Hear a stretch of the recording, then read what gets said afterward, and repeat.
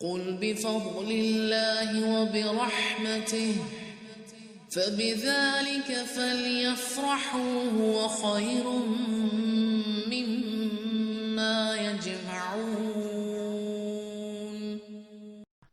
بسم اللہ الرحمن الرحیم۔ مثل الذین ينفقون اموالهم فی سبیل اللہ، جو لوگ اپنا مال اللہ تعالیٰ کی راہ میں خرچ کرتے ہیں، اس کی مثال اس دانے جیسی ہے جس میں سے 7 بالیاں نکلیں اور ہر بالی میں سے 100 دانے ہوں، اور اللہ تعالیٰ اسے چاہے بڑھا دے، اور اللہ تعالیٰ اسے چاہے اور بڑھا دے، اور اللہ تعالیٰ کشادگی والے اور علم والے ہیں۔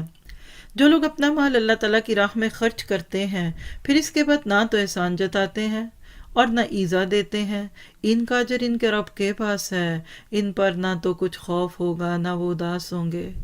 دیکھیے، صدقہ دل کا بوجھ دور کرتا ہے۔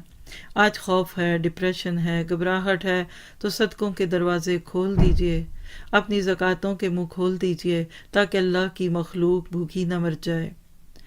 نرم بات کہنا اور معاف کر دینا اس صدقے سے بہتر ہے جس کے بعد ایذا رسانی ہو، اور اللہ تعالیٰ بے نیاز اور بردبار ہے۔ یعنی فقیر کو اور غریب کو اور ماسی کو اگر کچھ دے نہیں سکتے تو ڈانٹو تو نہیں، پیار کی بات کر دو، اس کے دکھی دل پہ اپنی نرم بات کا پھاہا تو رکھ دو۔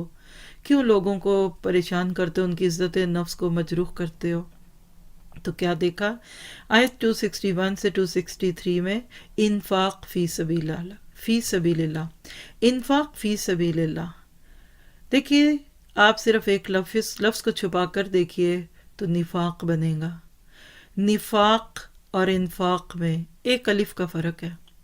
دل میں نفاق ہوتا ہے نا، تو انفاق فی سبیل اللہ نہیں ہوتا۔